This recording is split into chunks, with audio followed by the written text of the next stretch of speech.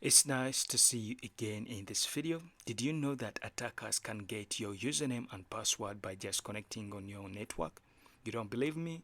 Watch this video towards the end. So here we are going to be talking about man-in-the-middle attack. This is a type of attack whereby the attacker secretly intercepts and possibly alters with the communication between two parties. So let's say the attacker gets access to your network, they'll be able to listen and alter with any information the way they want. So here we are going to be doing that. But before we do anything, this video is strictly made for educational purposes only, and all the labs that we are using in this video are in a controlled environment, which is the VirtualBox on my local machine. And also the network whereby we are connected to is my local area network, whereby I do have permission to go on and test my own network. But in case you do not have permission, please, that is illegal. So now here, to perform our man-in-the-middle attack, we are going to be using a tool which is called Etiquette. So I want you to just click on your icon there and search for Etiquette, press enter. You are going to be asked to type in your password, whereby you are going to provide that.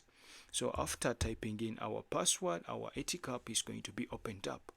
But before we proceed with this, we need to go on and set up our machine so that it will be able to listen to all packets that are going to be passed through the network.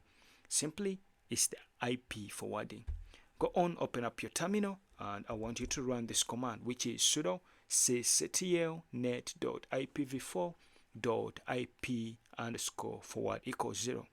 So this is a file which we are trying to edit. Primarily, it is equals to 0, whereby the 0, it won't be able to perform our IP forwarding. But if we say equals to 1, we are going to provide here to the system that it will be able to perform our IP forwarding.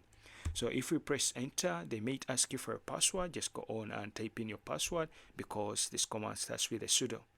So when you are done now, our machine is set to go on and start capturing the packets that are being transferred over our network. So I'm going to go on and minimize this back to our Etiquette. You see that this is what we have here. Now this is where the attacker will go on and choose the interface where he or she wants to listen depending on how he connected to the network. Is it wireless or is it Ethernet? Now for me, since I'm connected using wireless, I'm going to go on and choose my WLAN 0. So I'm going to just leave this to WLAN 0, but in case you want to change this network, just come and click on that drop down, choose whatever you want. So if we come here, I want you to click on this tick. They'll go on and start scanning for the hosts on your network. So in case you want to see those hosts, I want you to just come and click here for the host list. You see that primarily we get our gateway, which ends with just .1. But we need to understand the machines connected to the network because this is what the attackers going to be doing. So just come here, click on this magnify icon. It will go on and scan for the machines connected on our network. Now when you try to see here, we have our 3 machines, whereby the first one is just a gateway. This is the machine ending with 40, whereby it's going to be our Windows machine, the one you see in the background.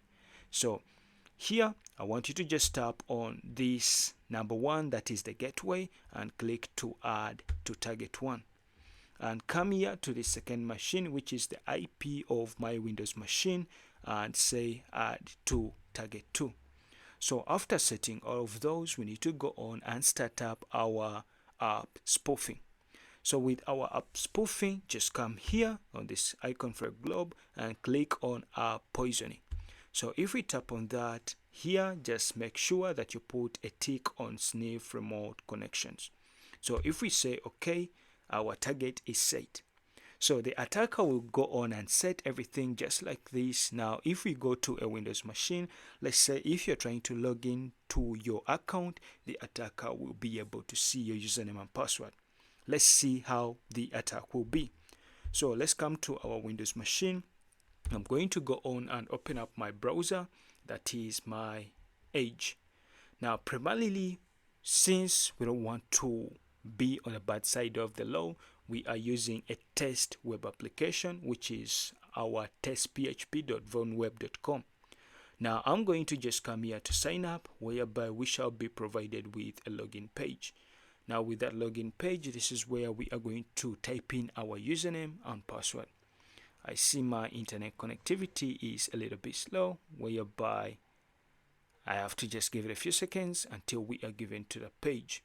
This is where you are going to be submitting a username and password. Now if the attacker is listening like what we did here in our ETCAP, we shall be able to get all the information. Now when you try to see all the packets that are being sent are being got by our ETCAP here, and let's first come back and see. You see that we have our login page, and here we have a sample of the username and also the password. So I'm going to just go on and say test, and also let's type in the password, which is also test. So if I press on login, let's come back here to our ETCAP, you will see that we shall see the username and password. Now when you try to see here, we have the uname equals test and also the pass equals test. They go on further and tell us the site where these credentials work, which is simply like this. You see that in just a few minutes, if the attacker gets access to your network, we'll be able to get your username and password. Let's say if he goes on and performs the man in the middle attack. But the question is, how can you stay away from this kind of attack? If you are a kind of person who wants to always connect to free Wi-Fi, I'll say you are a victim. But of course, also you can take note of the site. It goes on and says that it is not secure. Now, another simplest way you can stay away from this kind of attack is to make sure that the site that you are working on with has the HTTPS. Now, those are the simplest way you can stay away from this kind of attack. If this video was interesting, don't forget to give a thumbs up to this video, and you can feel free to leave a comment in case you have anything that you want to ask, and I'll see you in the next video.